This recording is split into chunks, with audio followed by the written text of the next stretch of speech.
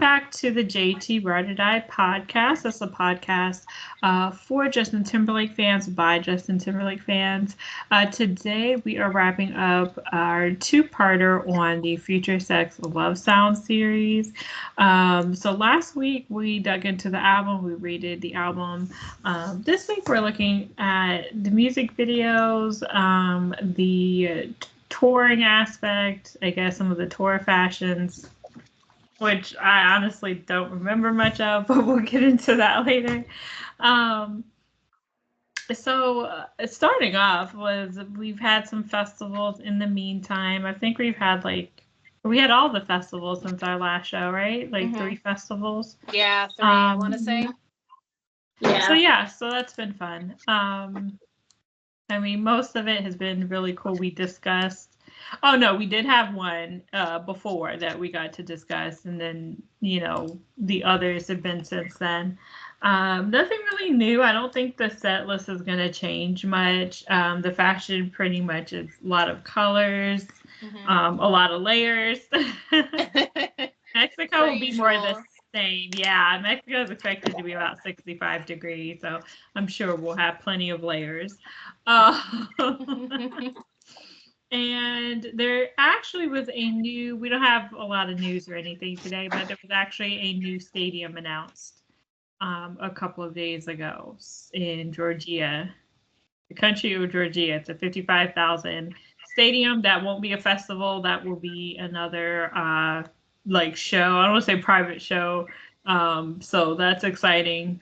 They're really excited there. I saw some of the tweets. So in case you're not familiar with that country, like I wasn't, no shade to that country. I had to Google it because at first I thought they were talking about the state of Georgia, and I was like, oh. I'm like, oh, he just did Georgia. No such luck on our end. That is a beautiful country between the junction of Europe and Asia. So surely they're going to get a lot of fans from Asia at that show. So there are already rumors that there could be another show because that show is expected to sell out so quickly. So we'll keep an eye on that. And who knows, I may have to go to, is it Georgia or Georgia? It looks like Georgia. But either way, I may need to go for the second show. It probably is. The ticket prices look right. That'll be at the end of the summer. Some people were freaking out because they were just so sure that Paris was going to close the tour. And I say never expect to be the last show ever because he keeps adding. He always keeps us on our toes. He doesn't like to be predictable, so he keeps adding. That's true. Sorry, Paris, and it may be because it's not the end of the summer. I thought, no, he's gonna add one more up until August, so we'll see. That's July 23rd, so that still leaves him a little more room to add before the summer closes. But going back to our topic, FutureSex LoveSound. So we'll start off talking real briefly about the music videos. There were four music videos during that time. We started with Sexy Back. Watching that the other day, I hadn't really paid attention to it in a long time.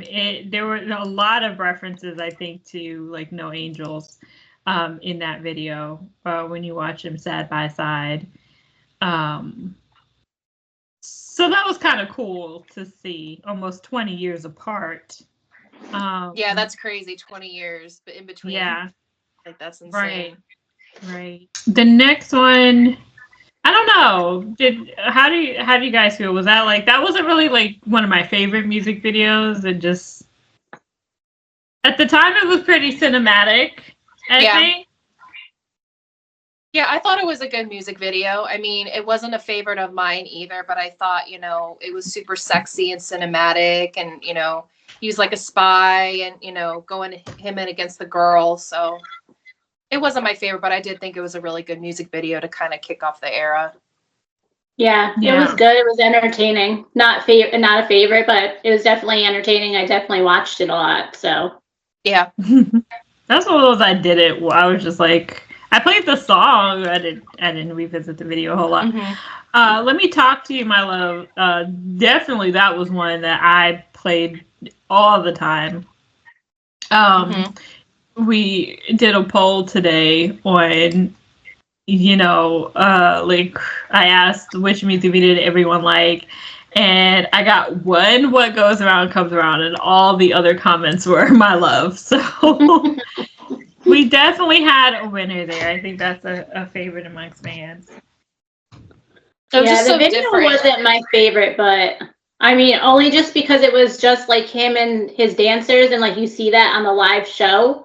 So I much rather watch that live than a video of it over and over again. So I like the videos that were different, that you weren't like seeing the same with. Do you know what I mean? Because he didn't like mix it up too much. It was just basically them dancing and singing to "My Love." I think from that era, it's probably my favorite. Not of all time, but from my era, it would be the favorite out of the four. I just liked the song. I just thought the video was really creative. So out of the four, yes. Of all time, no. But that was great. And I remember, like, back then, I don't know if we still had TRL or not. I don't know if we had the beginning of TRL or YouTube, but I just remember, like, I used to watch it all the time. Like, I remember it on VH1 all the time. They used okay, so it was VH1 because it was them or MTV that did the behind the scenes on him. So we still used to have like behind the scenes of music videos back then. Because I remember even watching behind the scenes on the next one, "What Goes Around Comes Around." I don't think it was like a making of the video, but we used to have that back then, children. Yeah. It was so much fun. You got to see how your video was made. But "What Goes Around Comes Around," like I said, was kind of surprised. A lot of people did not vote for that as their favorite video. It's well done. I just don't think it's people's like favorite, but obviously it was well done, very talked about. Except for me, that one's my favorite. Yeah, that one's my favorite too. That's my favorite because it has everything in it. Like it has the drama, like you feel like you're watching a mini movie. And I just really like that because like for a second I forgot that I was like watching a music video. Like you get really into it. And I like the old timey like microphone that he's like singing into, and like the like the outfits that they have, and I just thought it was really well done. So that was definitely my favorite. Plus, I do like the song too. Yeah, same. That's my favorite. I think from that era, it was just so cinematic and very different. And I love the costumes. I loved all of it. It was just incredible to watch. So yeah. Okay. It was cool that he got ScarJo in it too. So that's like a bonus. Yeah, and they were cussing each other out because I remember watching the music video not too long ago. They bleeped out the swearing, and I'm like, why? Why are you bleeping out the swearing? Like that's like the best one of the best parts. Because back then when things were on television, back then they aired on television. You didn't have YouTube, so anything like that you didn't air. So that's probably how it was originally done, and they just kept it that way. Kept it. So the next one after that was LoveSound. I think she knows. That one's strange because I remember like not. To this day, I mean, obviously the latter half of the video where the song changes tempo is very different. But I remember at the time, like being upset that like you didn't get to see him. It felt like back in the day you played music through your windows, and the window music maker would make all these shapes and vibrate. You know what I'm talking about? I know. That's what that video looked like. And I remember like, what the fuck is this? I can do this on my computer. I didn't like it. Then when it switches to him, I was like, okay, but I still wanted them to give him more to do. So he looks lovely, obviously. Not much, but the song is amazing. I just remember like, man, they kind of cheaped out on the first part of that video, like. Yeah. But he looked amazing. I think that's my least favorite out of them. And plus, when he came in the end, and I know this is going to be an unpopular opinion, but I'm going to say it anyways. When he came in the end, like, he looks good, but I didn't like the gray suit and, like, the white background. I felt like it, like, drowned him out a little bit. Like, it wasn't as good as he usually looks and stuff. I don't know. I liked it. I can't agree with that. But. I said unpopular opinion, but that's mine.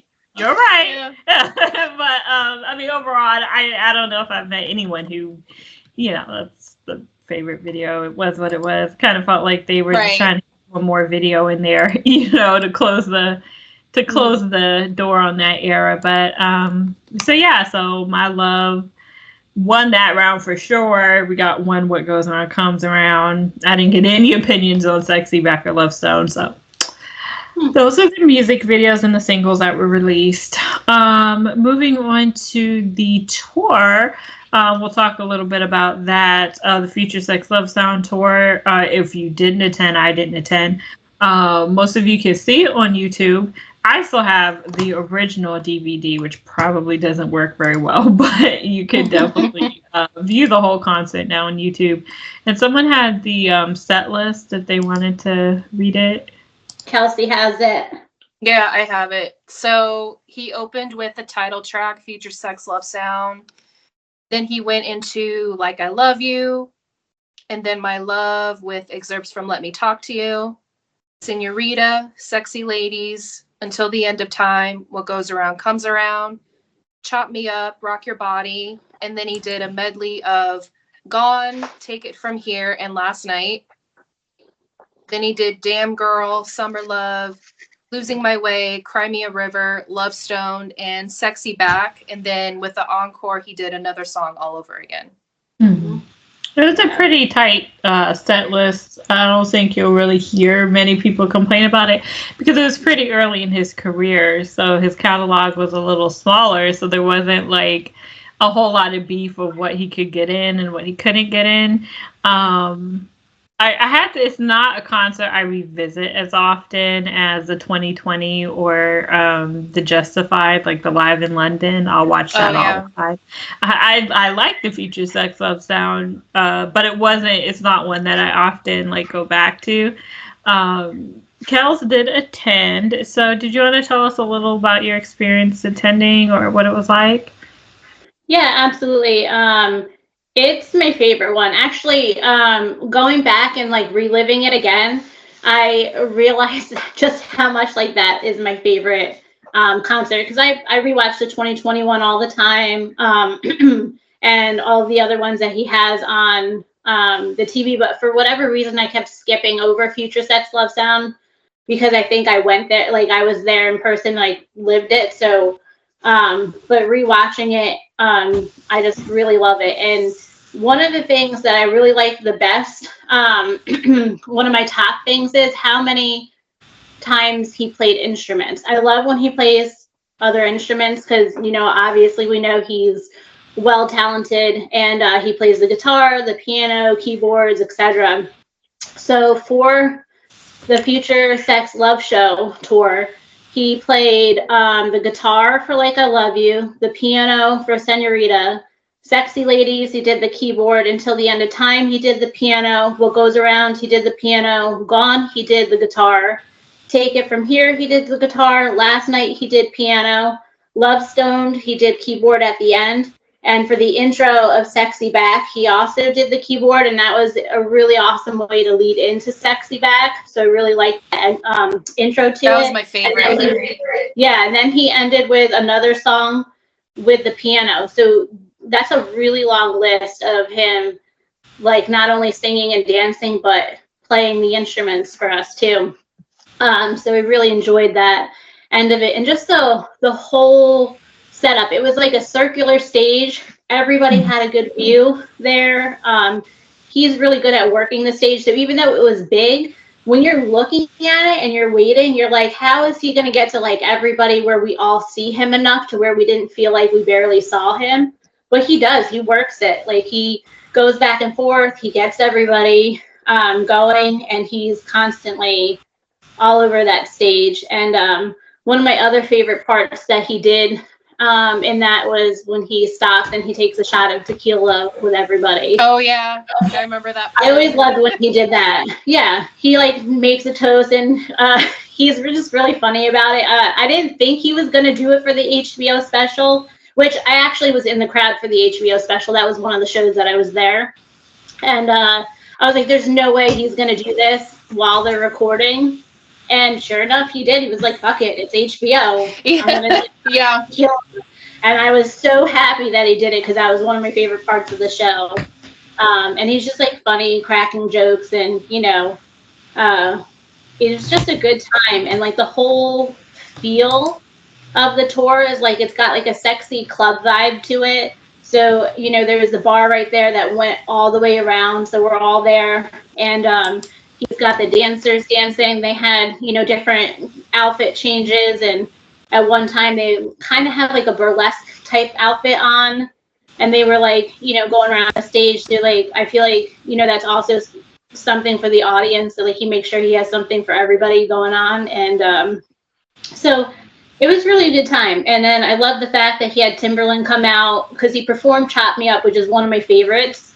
So the fact that we got Chop Me Up was amazing. And then Timberland was there and did it with him. And then he also did Sexy Back with him as well. So I was excited about that. And then one of my other main takeaways is he did a lot of beatboxing. So this is when he was still doing beatboxing. So he did it during Chop Me Up, Cry Me a River, LoveSound, and I was like, I love when he does that, but he doesn't do it anymore, like, ever. So I don't know. We were really spoiled with it back then. And so that was another favorite part. And of course we had Marty, his choreographer, was also one of the lead dancers during the whole tour. So we got to see Marty out there working his butt off too, for most of the tour. I don't think he missed any shows, because he was one of the main dancers. So the whole vibe and the whole tour was just really good. And the show was like about 3 hours. I know like there was a couple wardrobe changes and stuff like that, but he didn't really take super long breaks. So even though it was it was 3 hours, we probably got a good like 2 hours and 45 minutes of a show. Wow, so, you were spoiled. Yeah. Dang. Absolutely. And like I said, he was all over the place. He was playing instruments, he was drinking, he was funny, he was beatboxing. Mm-hmm. It was just a really good time. And I'm glad that I got to experience that. And the stage was really good. And they had those like the shades coming down. So they're like, what are they? The projector screens? You know what I'm talking about? Yeah. One of my favorite parts was when he was doing What Goes Around Comes Around. And during my favorite part, which I think this is a lot of people's favorite part, where he goes hard and What Goes Around Come Around. You know what I'm talking about? Where he's like, you've been out, he's like, basically he's laying into the chick. And so he's on the microphone and he's like in the camera singing, and it's like projecting it on all the different screens all over the stages. But that was my favorite, because when he goes hard, I like that. And for Cry Me a River, he did that too. He like flipped everybody off, which wasn't the audience. Oh yeah, he did. Yeah, and he was like, drop the F-bomb and stuff like that. Mm-hmm. So I always enjoy when he does that stuff. I've talked about it before, so that's one of my favorite things that he does. And we like got everything in that one tour. I feel like everything that I always talk about, I like and I love, was in that tour. And he was playful with the dancers. Like the one dancer was smacking his ass. And then you guys know for Summer Love, when they're doing their dance part, I think you guys have seen this, right? Where she drops it down in front of him and he's like, back it up and like redo, like he does it again. Yeah. And then he like, pulls her butt into him. That's always a good time. Damn Girl was sexy too. Damn Girl. Yeah, Damn Girl was really good. Really sexy. She had his dancer. I forget what her name is. I know most of the dancers, but for some reason I don't remember what her name is. But she like sucked his finger, and I was like, "Ooh, yeah, yeah." Mm-hmm. So it was just fun. Like you got everything. You got the sexiness. You got the playfulness. You got the F-bombs flipping off, and then if you cut to the other end of it, you had like the gospel came out, the gospel choir. Mm-hmm. Yes. So you had like so many different things in like one tour. So you had talked to another fan who gave some of her opinions, I guess, on her experience during the tour. Did you want to read just one or two statements about what her experience was like? Yes. So she was actually at the HBO special too. I didn't realize that we were at the same one until I got to talking to her. But some of the shows, she went to more than I did. She went to the Vegas one, Columbus, Omaha, Chicago twice, Memphis, and then the New York City HBO show. So she went to a bunch of them. And I had asked her, what was your favorite? And she said they were all amazing, but seeing him in Memphis is always special. Back-to-back Chicago is always fun, and being at the HBO taping was a lot of fun too. So she would pick Memphis as her favorite one. And I said, what was your favorite song live? And she said, if it's one of the songs off of FutureSex LoveSound, it was probably FutureSex LoveSound, which he opened with that. And I think that was a really good song to open with. Because he just came out by himself and he introed the song, and then it wasn't until like close to the end did the dancers come out. But she was like, what a way to start the show, sexy as hell. Cry Me a River gets an honorable mention because I love the era where he just got angry, throwing middle fingers up. The whole song was a vibe. And I said, what was your favorite performance? And she said, what goes around was a whole performance when he takes the handheld camera and just moves it down his body, which I agree that was a good part. Yeah. And then I said, were any of the dancers your favorite? She said Michelle was always so fun, and she liked Eddie was amazing as well. Plus getting to see Marty perform the whole tour was a blast. And I said, what do you wish he'd bring back? And she said, I'd honestly love the round stage with VIP being up against it. No matter where your seat was, you would have a different view. And then I asked her if anything memorable happened for her. And she said memorable kind of on a negative side, but not really, is Omaha. She thinks girls near her were wanting to touch him so bad. Like she heard them say, I'm going to touch him. I spread myself out on the rail trying to block them. When he came out for Like I Love You, one of the girls lunged for him and she slammed her up against the stage. Justin gave her this look of what the fuck, but also like, are you okay? Those girls got kicked out immediately. So the fans were super crazy even back then. Wow. Because we were talking about how crazy they are on this tour, but yeah, you know, back then it was. And then the last thing I asked her was, being to so many of his tours, what would be her perfect combination of everything to create the perfect tour? And she's like, oh my gosh, that is such a hard question. Well, I already committed to wanting the round stage, so that would have to be there. But maybe it would be fun if he did a surprise song section where it changed based on the city, pulling out some deep cuts. Or if he eventually did an Eras tour of sorts where he goes through each catalog he has done. Honestly, he could sit on a stool and that would be fine. I just love his stage presence. It's freaking phenomenal. Agreed. And that was from Jen. I probably agree with everything but the stool, because tickets just cost too much. I'm not going to spend money to see anyone on a stool, but the others I agree with. So those are really good. So looking back on that tour, like I said, the catalog was smaller, so back then, so obviously there was a lot less to choose from. So, you know, you rarely hear someone say, oh, I wish this had been on there instead of that. But out of all the songs, what was one performance? And yes, I only mean one. What is one performance? She's looking at Okay, so one means three. No, just kidding. Okay, so this one is really hard for this tour. I did only star 3. I narrowed it down to 3, but I'm going to pick one. I'm going to have to say, I'm going to go with Chop Me Up with Timberland. Because their stage presence is, it's so good together. And they had like, you know, they did like a cute matching dance. Like they were on beat together. They were dancing together. And then Justin beatbox too. So I'm going to go with Chop Me Up. Yeah. A good one. Kelsey? Mine's probably Sexy Back, just because he just went so hard on that performance. Like I'd never seen anything like that. He had the lasers too, which I thought was pretty incredible. And him and Timbaland, you know, they danced with each other. They did a matching dance. And the crowd was super loud too, and it was just his energy was on fire for that performance. So I think that's my favorite. That's a good. I have to go back. I'll be honest with you. I don't remember that one because I have not watched it. Like, I haven't watched it all the way through. I watch that one all the time anyway. I don't remember that. But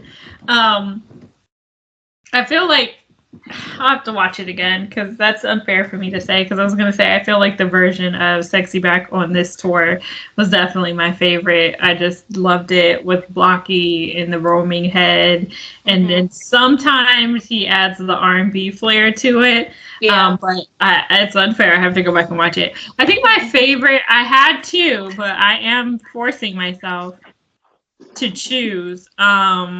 Would have to be Another Song All Over Again. It's just stripped out. It's probably one of, if not my favorite song on the album. If you go back and you watch last week's podcast and I said my favorite song was something else, my memory sucks. I don't remember what I said to you. No, I'm pretty sure you did say that. I don't remember what I said. I think you did. I think you did. Saying my memory sucks. You got me. It's that just was a really, good one too. Yeah, it's just really stripped down. I always like it. I do have that on my YouTube playlist. It will I play all that section I play all the time. So that was definitely my favorite, which, I've had people say, that's ridiculous, out of the whole show, and he's moving, and he's playing it, I don't care. He had a black t-shirt on, but he was playing the piano during it too, though, know? And he always just plays well, so. Yeah. He got super emotional too, which I loved, yeah. Yeah, it was a good way to end the show.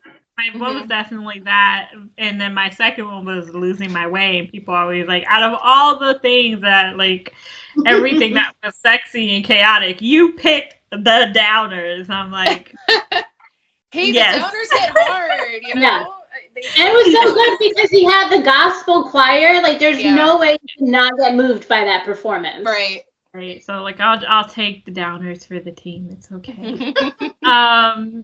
And I don't know much about him. I didn't attend it. I mean, we have clips but videos weren't like really super allowed. And again, we're almost talking about 20 years ago. So the club tours, we know they happened. We have a lot of spicy snapshots, but again, they were not recorded. Like, we have a recording of the HBO concert. So now we don't even have a set list. We just know they happened in various cities. Well, he did them before the album even came out. Just like the one night. He was kind of trying to tease and test the album out, so he was getting a reaction of it, and then he likes the DJ feel to things, so he also got to throw the whole DJ vibe in there. Right. I mean, he came out to the Inspector Gadget theme song, so it's like so random, like you wouldn't think that. So that is so random. I thought that was interesting. I love that. Yeah. So, I mean, like I said, we just have some spicy evidence, but we don't have as much footage. I have footage on my phone. Let me backtrack. I'm not putting any on this podcast. I don't want to put people on the spot, but it was a time. It was a good time. You'll hear a lot of people say it was a good time. So, absolutely. Sure. I wouldn't mind that happening again. I mean, no, we did. Definitely. They were called one night onlys, but now he's married with 2 kids, so they're a little different than they were back in the day. But yeah, and it's also different too because you had to win a lottery to get tickets, and you couldn't just buy a ticket and go. No, it was the same. Just like the one night onlys, it was the same. Okay. Some people I knew had purchased tickets. Oh, I thought you were saying the opposite. Yeah, back then you could purchase tickets. But he was considered a smaller artist back then. So they try to do that now. I don't know why. Personally, I think if they do another club tour, they should just let people buy tickets. The one night onlys were like a bloodbath anyway, and they only picked a few fans, but the club tours were clearly like testing out new material, but also providing fans with a show. The one night onlys were more publicity. I don't think they worked very well, but they were clearly designed as more like a publicity stunt. Yeah. So in the next album, if they did it, yeah, the Memphis, the first one worked well, but some of the other ones were a little nah. Yeah. I think if they did it again, they're going to sell out. It's going to be a bloodbath. I'm probably not going to get tickets, but at least if people are purchasing tickets, it's people that like want to be there, because people are not going to pay money if they don't want to be there, especially. And I do feel like there should be like a questionnaire thing, because people that were going to that one night only didn't even know it was his birthday in New York City, and I'm like, you don't even know. It was a lot of influencers. It was very little fans. So which sucks for his birthday show. Right, they didn't care. It was free. So I think Memphis should have been his birthday show, in my opinion. I know, people rolled up and they were like, "Oh my God, what are you guys waiting on line for?" Because I did go to the New York City one, because I was like, you know what? Even if they don't let people in like they did Memphis, at least I'm going and I'm meeting, some fellow people in the fan base, the fandom and stuff like that. So it wasn't like a wasted trip for me. So we had gone there and we were like waiting in line, and this like SUV like rolled up, and they're like, "What are you guys doing?" And so like we told them, and they're like, "Oh, I want to see Justin Timberlake," and they just went over to the door, walked right in. Meanwhile, there's people that have been there since 5 a.m. and I was like, what the fuck? Like, are you kidding? I mean, it's New York too. That doesn't surprise me. It's New York. Me. They do what they want. Yeah, right. Yeah. So, Johnny, when it's free, it's two things. When it's free, I tell people, when it's free, you can't complain, because no one's a guarantee. If you pay for it, they give your ticket away. That's something else. But if it's free, it is what it is. So it was a publicity tour. They, it's a different world from 20 years ago when they did the club tours. So we'll see. Next tour, he may do something more like the club tour, but probably it's going to be more like the one night onlys, because that's how, like it or not, you need these people to get the word out about you. So moving on, you had some questions. I don't remember what those questions were, but you wanted to I don't either. I don't remember. Concert questions? Yeah. Because I wanted to catch you guys off guard anyways. I want like real reaction question answers here. Shoot. Those are my favorite. I'm waiting for the faces. Okay. Number 1. If you're stuck on a deserted island, you can only listen to one artist's catalog. Who is it?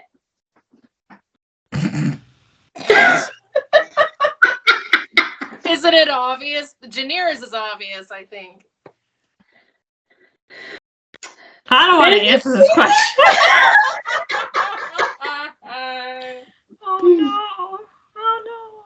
Only one. Okay, y'all go first. Why is everyone waiting for me? Okay. Mine is obvious, and it's not kiss-assing. It's the real answer is Justin for me. Like, there's none of his music that I don't want to listen to continuously. So, it's been a really long time. I've been a fan of his for 32 years, and I'm still listening to his music nonstop. So I don't think I'd get sick of it ever. Looks so bad. I don't understand why it has to be one person. I didn't make the questions. I just reading them. Yeah, they did the questions. What's yours? Mine would be Justin too. Well. No pressure. Sure, mine would also totally be Justin's. I thought you might say Beyonce. I wasn't sure because I know you. I did. Yeah, that's right. I just said Justin. Can we move on to the next question, please? Okay. She's gonna change her mind, so let's just keep. I didn't say Beyonce for no reason. Just let's move on. All right. Number 2. What would be your last meal? Oh, jeez. Feels tough, right? Mm-hmm. Let's see. Last meal. I'm just going to throw it out there because I didn't prepare these questions either.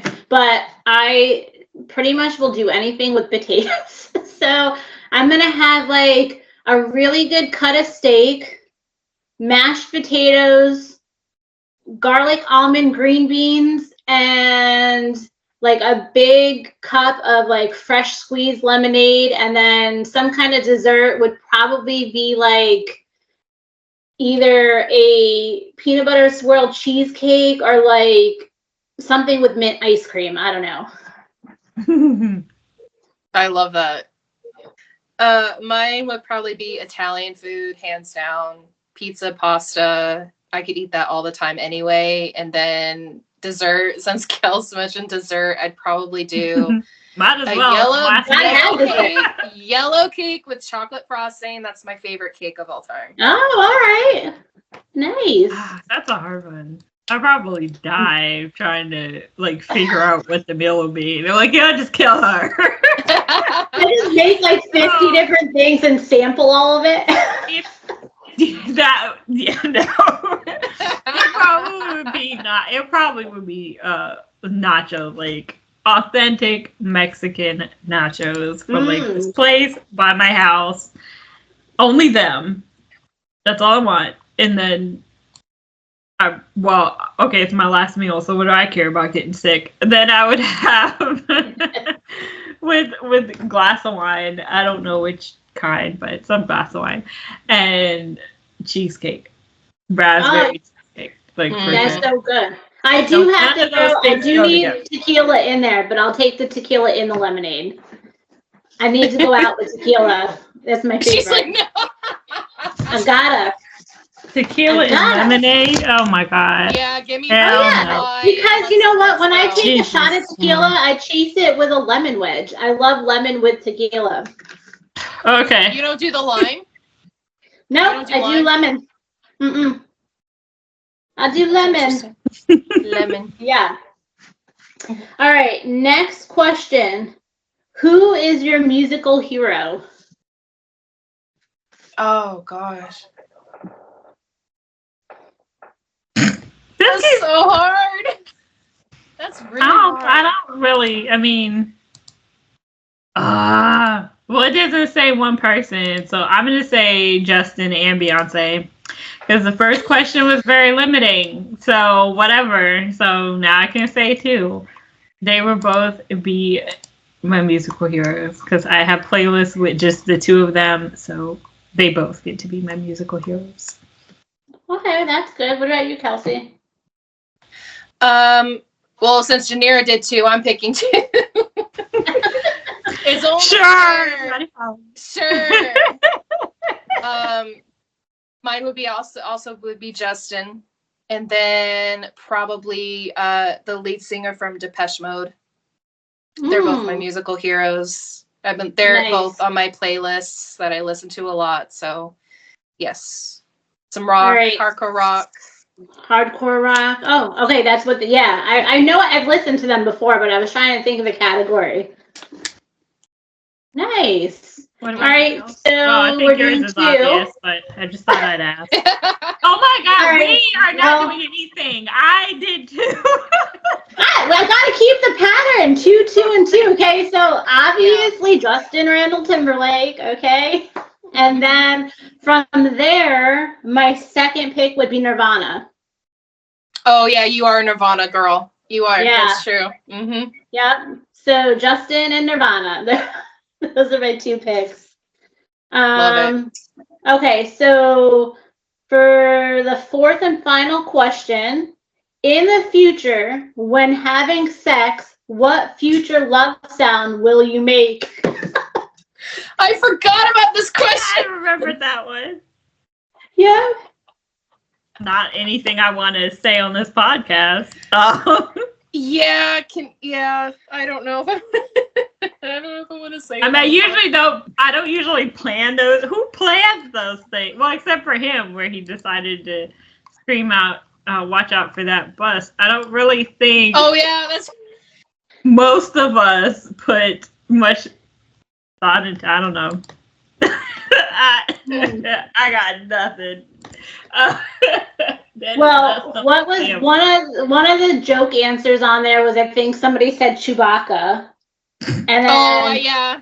Justin said he was randomly going to, right at the point of climax, yell out, "Watch out for that car!" Just to be, just to be funny. Just to be funny. So, if that helps answers at all, I'm trying to think. Doesn't really help my answer. I don't really plan for those kind of things. I don't know. Who plans for that? What sound will you make? That's such a random question. They pulled that question out of their ass. Yeah, they really. They did. They did. Who comes up with stuff like this? It just happens. I don't know. Yeah, I mean, really, who plans that? You don't. It happens. Right. I'm just gonna go with, if the sex is good and I'm gonna have like a big O, I'm just gonna like sing a loud note, like, that's what I'm going with.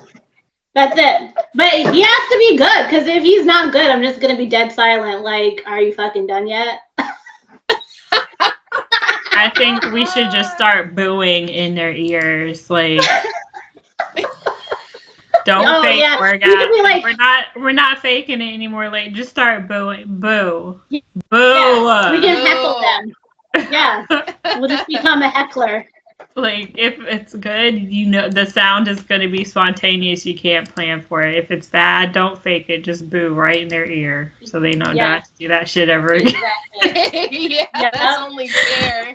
Yeah. Oh my gosh. Was that the last question? I think that was the last question. That was the last one. Yeah. That is the weirdest question I've ever, like, what's your favorite position? How do you set the mood right? What is your, but it makes sense according to the album, but then when you ask someone, well, what is a love sound? You go, what the fuck does that even mean?